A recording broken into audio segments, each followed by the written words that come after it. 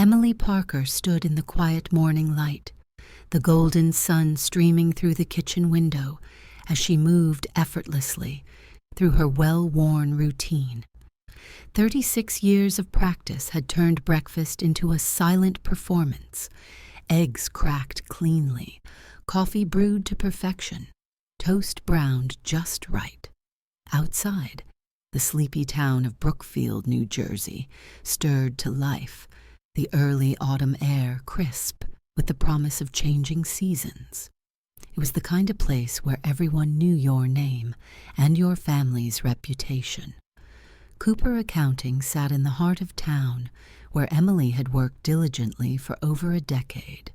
Her precision and quiet competence had earned her the respect of her boss, even if no one at home seemed to notice. "Emily, is the coffee ready?"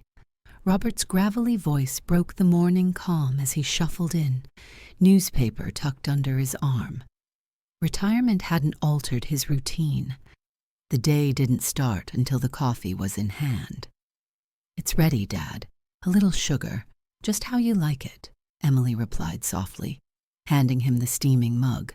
Robert grunted his approval, sinking into his chair without so much as a glance. Gratitude, she'd learned, was rare currency in this house. Judith's heels clicked sharply on the tile as she entered, every bit as polished as ever. Impeccable makeup, carefully chosen jewelry, and a crisp blouse made her look ready for a luncheon, not breakfast. "Morning," she greeted, eyes already scanning the room. "It's French toast today," Emily offered, hoping to earn a smile. Judith merely nodded, brushing off the comment. "I heard from Natalie. She's dining with Matthew's parents tonight." Her tone softened, almost fond. Emily's lips curved into a practiced smile. "That's nice." It was always nice when the conversation was about Natalie, the family's shining jewel. As assistant manager at Elite Style, Natalie had mastered the art of looking important while doing very little. But what mattered was her engagement to Matthew Clark, the golden boy of Brookfield's wealthiest real estate family. "Of course it's nice," Judith beamed. "You know how generous the Clarks are. Natalie's future is set." She took a dainty sip of coffee.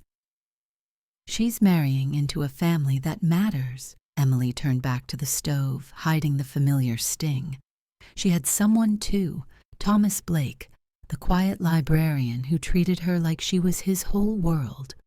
But in the Parker household, love wasn't measured by kindness. It was measured by status, and Thomas simply didn't measure up. Breakfast passed in the usual blur. Robert's grunts, Judith's musings about wedding venues, Natalie's dazzling future. Emily listened, nodding when appropriate, her mind already racing through the day's tasks. Work, groceries, dinner, laundry. Maybe, just maybe, a quiet phone call with Thomas if time allowed. "What's for dinner?" Robert asked, not bothering to look up. "Chicken casserole," Emily answered evenly. "I told you yesterday." Right." He turned another page. "And the garden. You need to get to that."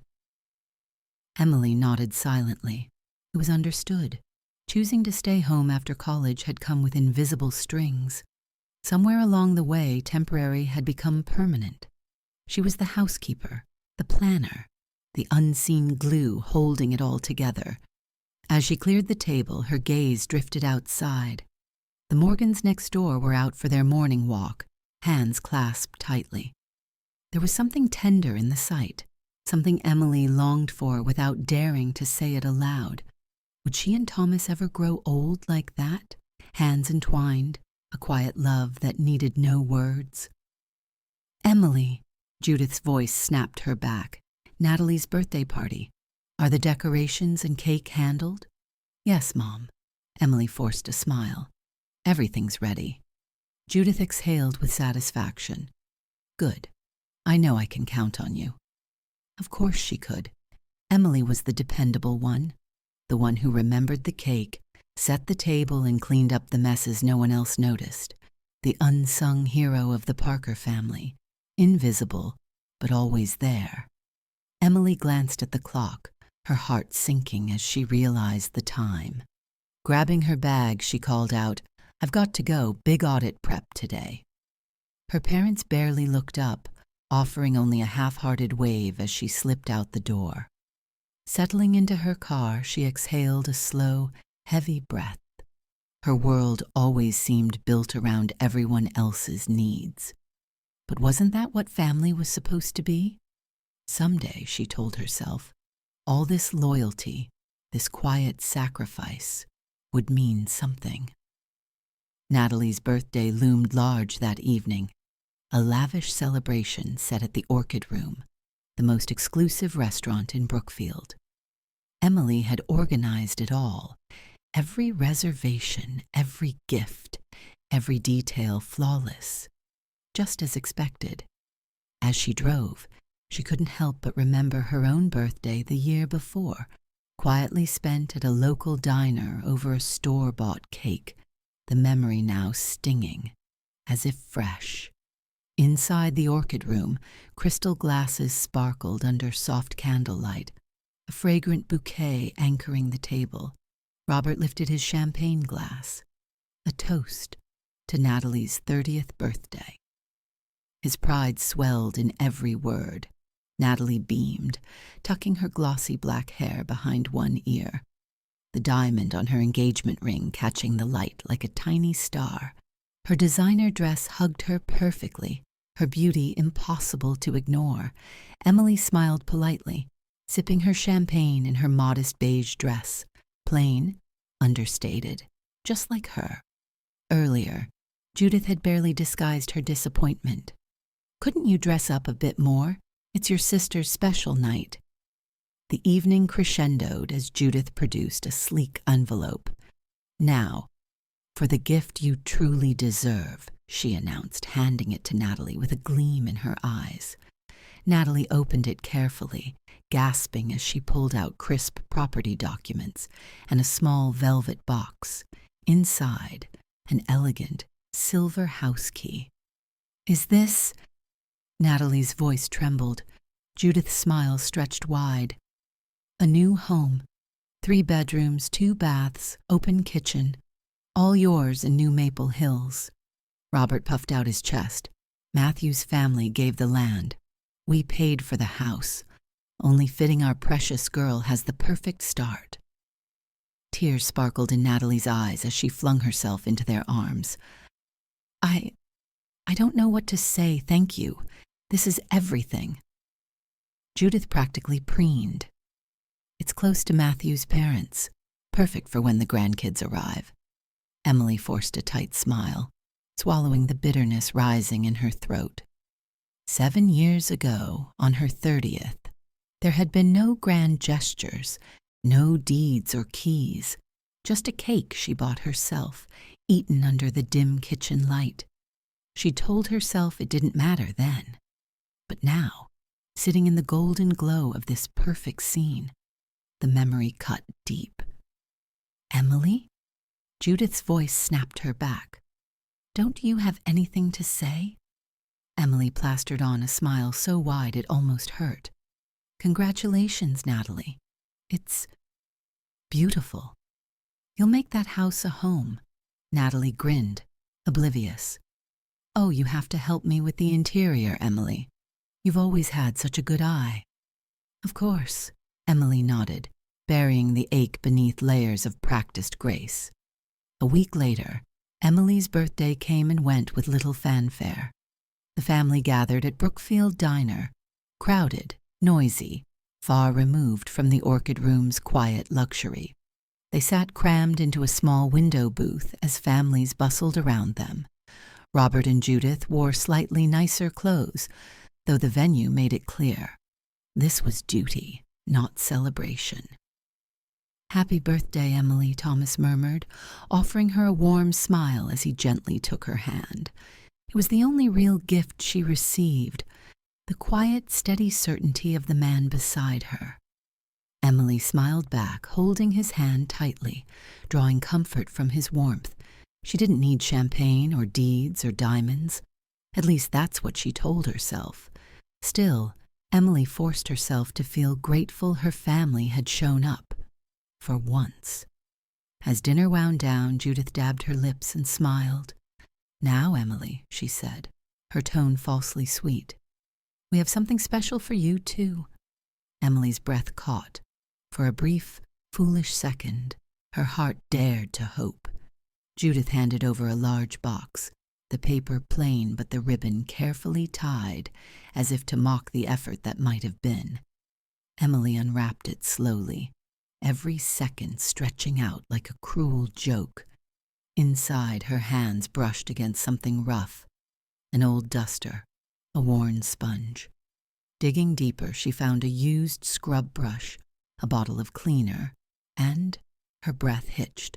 A tarnished nameplate with the word servant scrawled across it in childish handwriting. The table fell silent. Emily's face paled, frozen in place.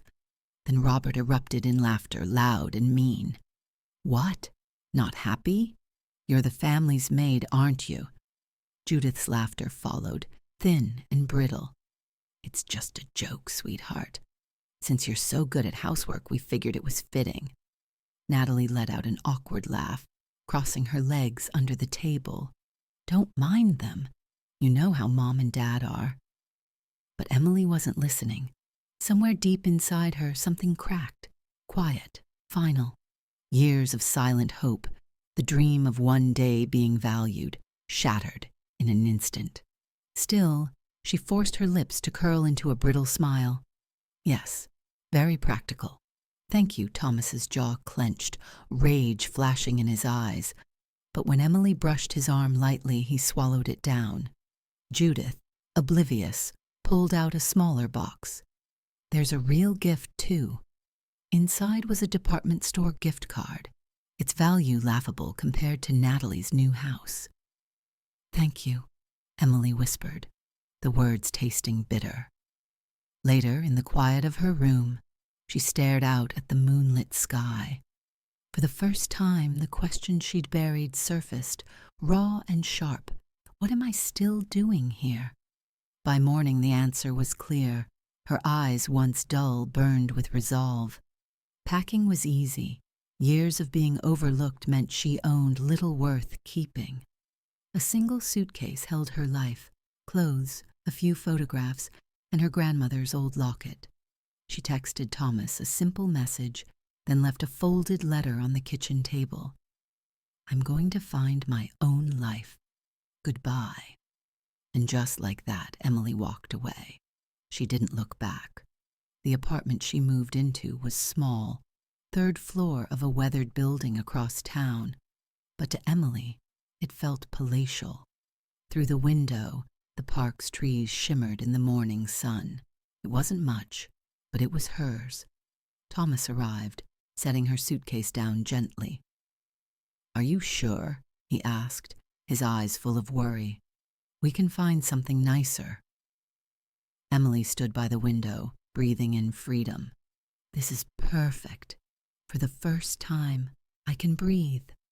Thomas's hand found her shoulder. "Your family's probably panicking." "I'm sure," Emily smiled faintly. "But I don't care. Not anymore. For once, I'm choosing me." Thomas pulled her into his arms. "I'm with you, wherever this takes us." That night, her phone rang. "Mom." Emily stared at the screen, then placed it face down and sipped her tea. The first test of her new life. And she chose herself. Back at the Parker house, the absence hit like a thunderclap. "It's past 8, Judith muttered, peering into the empty kitchen. "Where's Emily?" Breakfast should be ready. Opening the fridge, she found nothing prepped. The coffee machine sat silent. Panic flashed across her face. Robert lumbered downstairs, grumbling behind his paper. "Smells like nothing. Where the hell's Emily?" Judith's voice cracked. "She's gone." She pointed to the letter trembling in her hand. Robert grabbed it, reading the short message aloud. "Gone? What the hell is this?" His face turned an ugly shade of red. "She's bluffing. She'll be back by dinner. Judith tried to sound certain, but her hand shook. She always comes back. Only she didn't. Judith burned the toast, broke 2 eggs, and finally gave up. With slumped shoulders, they left the cold, empty house and headed to the nearby cafe, because without Emily, even breakfast was too much. That afternoon, Natalie stopped by her parents' house, her brows furrowed in concern. Emily's not answering her phone. "What's going on?" she asked, glancing between her parents. Robert scoffed, slamming his newspaper shut. "She left, off doing whatever she wants now, probably sulking." Natalie blinked in surprise. "Is this about the birthday gift?" Her voice lowered. Honestly, that was cruel. "It was a joke," Judith cut in hastily, waving her manicured hand. "Emily always understood our jokes." Natalie's gaze hardened, her voice sharper than usual. "It wasn't a joke, Mom. You've treated her like a servant for years." Robert's head snapped up, his eyes narrowing. "Watch your mouth. She'll come back. Emily knows her place. She'll remember her duties soon enough." But Emily didn't return. Instead, she threw herself into work at Cooper Accounting. Determined, she stood before her boss, Diane Cooper, presenting a neatly organized proposal. "If we upgrade the client management system, we could improve efficiency by at least 20%, she explained with newfound confidence. Diane leaned back, genuinely impressed. "That's a brilliant idea, Emily. You've really stepped up lately." Emily allowed herself a soft smile. "I'm trying to see things differently these days." That evening, over dinner at a cozy little bistro with Thomas, Emily felt the shift inside her more clearly. "It's strange. It's only been a week, but I feel lighter," she confessed, stirring her tea. Thomas reached across the table, taking her hand. "Because you're finally breathing for yourself. You deserve that." "Sometimes I worry," Emily admitted. "Dad can't cook. Mom hates cleaning." She exhaled slowly. "But still, I had to do this, for me." Meanwhile, back at the Parker house, the cracks deepened. Laundry baskets overflowed. Meals became cold takeout or frozen dinners, and the silence at breakfast was suffocating. "Why the hell is there no toilet paper?" Robert roared one morning. "I wrote it down. You were supposed to go shopping," Judith snapped, her voice fraying. "Me? When?" Robert shot back. Petty arguments flared daily now, the house suffocating under the absence of the one person who'd always held it together. Natalie, caught up in wedding plans, felt the void too.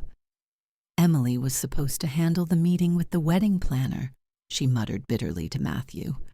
Matthew arched a brow. "Why rely on your sister for your wedding?" Natalie flinched. "Because Emily always—" The words died. She couldn't finish. Because deep down she knew every important moment of her life had been quietly steered by Emily. 2 weeks passed. At Cooper Accounting, Emily's star rose fast. Her projects were successful, her system overhaul already streamlining work. After a meeting, Diane leaned in. "Keep this up, Emily, and there's a promotion waiting for you." Emily's eyes lit up. "Thank you. I won't let you down." Her small apartment slowly transformed. A bookshelf Thomas brought sat against the wall, dotted with potted plants and framed photos. On weekends, they explored nearby towns, small, simple escapes that filled Emily with quiet joy. Then, one evening, her phone buzzed. "Emily, I need to talk. Can we meet?" It was from Natalie. Emily stared at the message for a long moment, then typed back slowly. "I need time right now. I'll reach out when I'm ready. Don't worry." For the first time, Emily hit send without hesitation. She wasn't ready to face them. At least, not yet. 36 years of swallowing her feelings couldn't be unraveled in a matter of weeks. Meanwhile, Chaos consumed the Parker household as Natalie's wedding loomed just 2 weeks away. Stress clung to every corner of the house, the pressure mounting. "The RSVP list is a mess," Judith snapped, rifling through papers with trembling hands. "If Emily were here, this wouldn't—" "Enough," Robert cut in sharply, his pride still smarting. "Don't mention her name." But no matter how hard they tried to ignore it, Emily's absence was a gaping hole they could no longer deny. Only now did they realize just how many invisible threads she'd held together. Things that once felt effortless were suddenly slipping through their fingers. The day before the wedding, Natalie stood before the mirror in her final fitting. The dress shimmered, but her reflection didn't smile back. "What's wrong, dear?" Matthew's mother asked, her brow creased. "Tomorrow's your big day. You should be glowing." Natalie forced a weak smile. "It's my sister. She's not coming. I always thought she'd be here, helping me get ready." Matthew's mother sighed, not bothering to hide her disapproval. "Frankly, it's selfish, turning her back on family like that." Natalie opened her mouth to argue, but the words wouldn't come. Deep down, a bitter truth gnawed at her. Who had really turned their back first? The wedding day arrived, and Brookfield Country Club gleamed under golden chandeliers. But behind the elegant facade, disaster brewed. The flowers were wrong, the seating chart was riddled with errors, and the staff scrambled to cover the growing cracks. This isn't what I planned," Natalie whispered, tears welling as she stared at the unraveling scene. Mascara smudged as she fought to hold herself together. As the ceremony dragged on, Matthew's parents exchanged tight-lipped glances. "The Parker family clearly can't handle details," someone muttered nearby, and the words sliced through Natalie like a blade. Miles away, Emily sat lakeside at a quiet cottage, the sky mirrored in still water. "Today's my sister's wedding," she murmured, staring at the horizon. Thomas glanced over gently. "Do you regret it?" Emily shook her head slowly. "No. It's bittersweet, but I don't." A calm strength glowed in her eyes. "For once, I chose myself, and I deserve that." Weeks passed. Emily's world shifted with each day. At Cooper Accounting, she'd become indispensable. Clients asked for her by name, and Diane was already hinting at a promotion. Lost in quarterly reports one afternoon, Emily's phone buzzed. Her breath caught. Her father's name flashed on the screen. After a pause, she exhaled slowly and answered. "Hello?" "Emily." Robert's voice was nothing like she remembered. Gone was the stern pride. Only panic remained. "Where are you? You have to come home. What's happened?" Emily kept her tone even, though her heart raced. It's Natalie," Robert choked out. "She and Matthew, they fought. His parents got involved. It's bad." Emily leaned back, her fingers tightening around the phone. "Why?"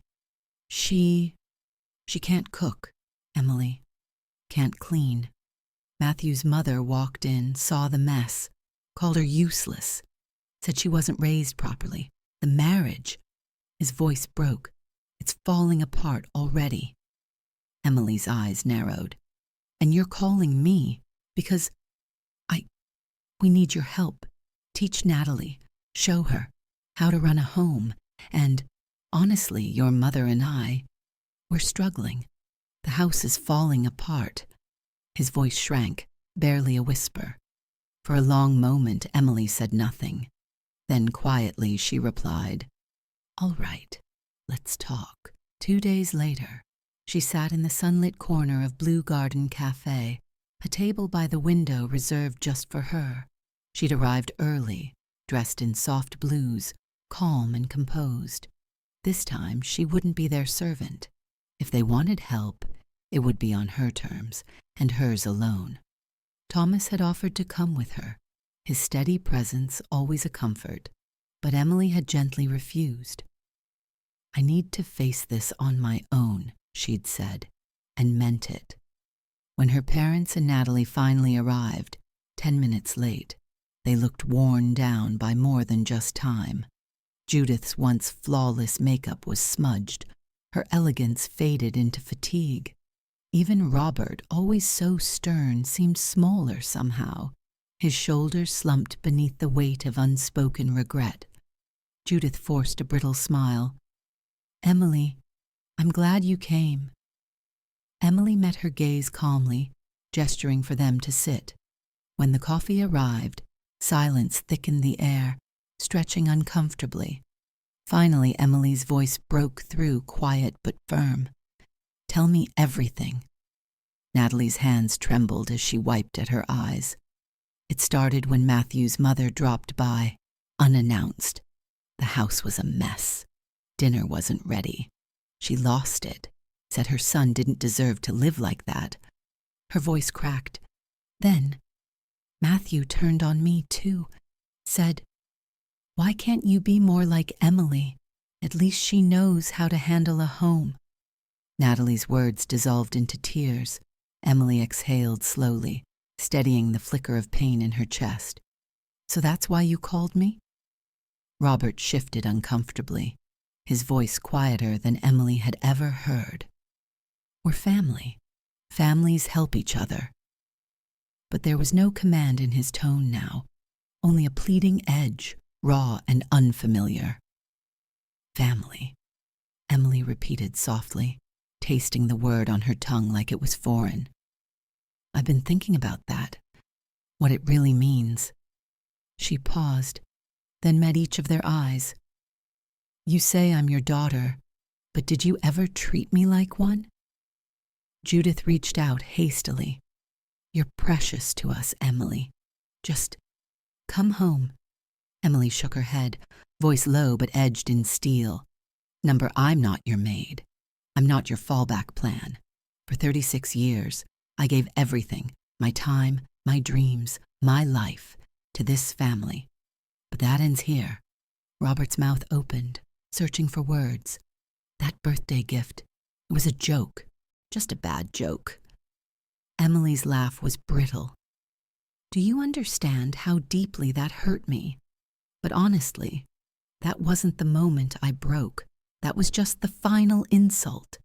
She inhaled sharply, the years of bitterness rising to the surface. "Do you even remember when I graduated college, Dad? It's been 16 years. 16. And what did I do with that degree? I stayed, cooked your meals, cleaned your house, put my own life on hold. I couldn't even commit fully to Thomas because I was too busy being your—" her voice cracked, "your unpaid help."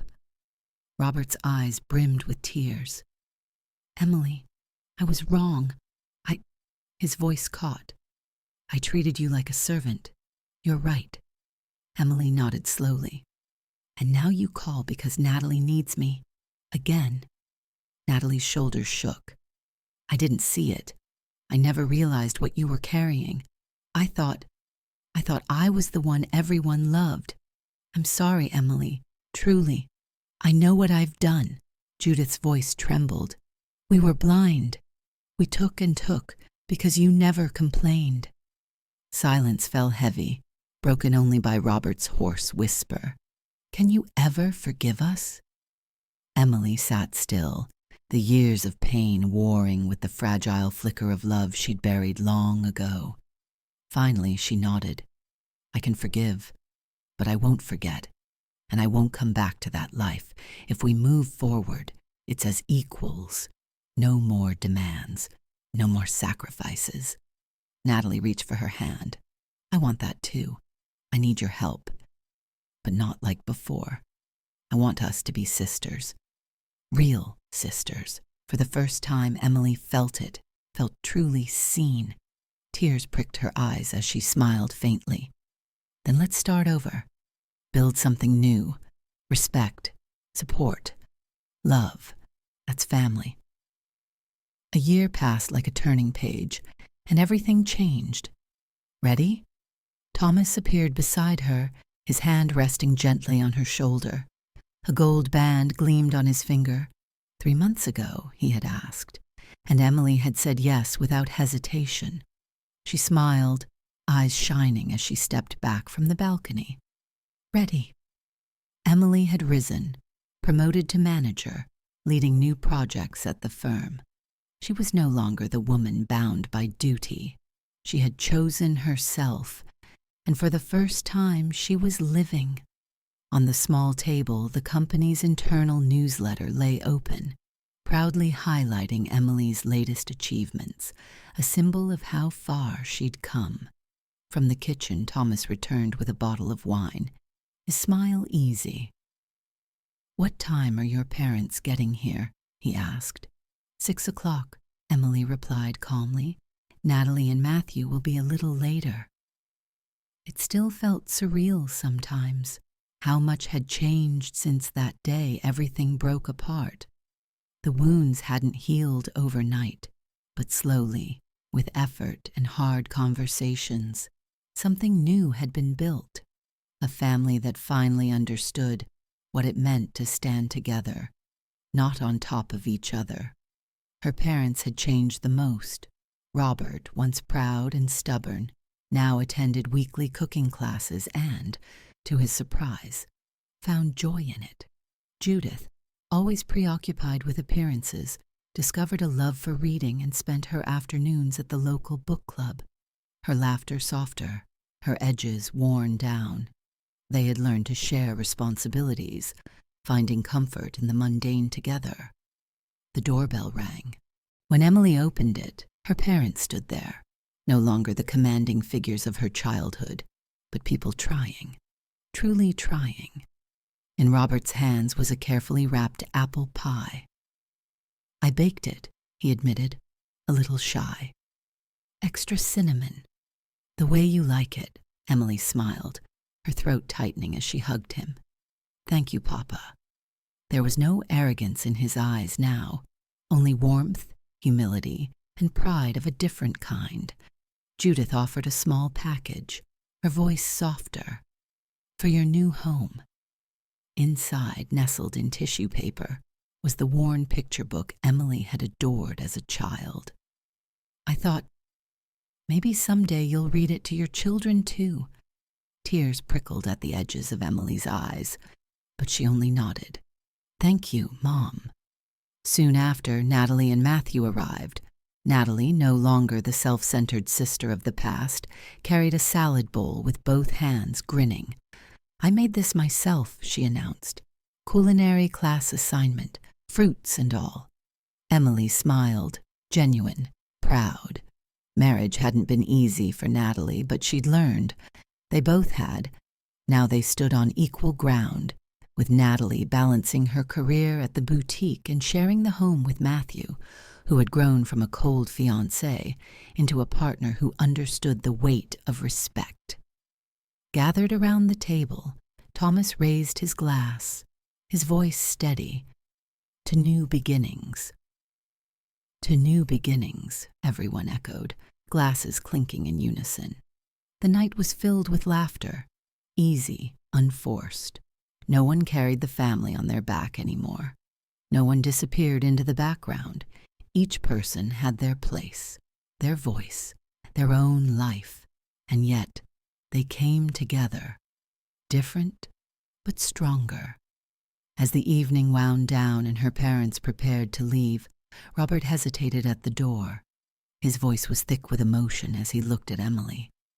"The day you left, it was the day we woke up. It hurt, but it saved us." Emily's eyes softened. "A family built on sacrifice isn't family, Papa. What we have now, this is real." Robert's hand trembled slightly as he squeezed hers. "Yes, now, we're truly a family." Thomas slipped his arm around Emily's shoulders as they watched her parents disappear into the night.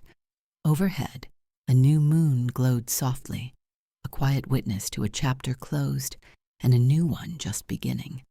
The girl who had once been the family's invisible servant was gone. In her place stood a woman, loved, seen, and finally, free.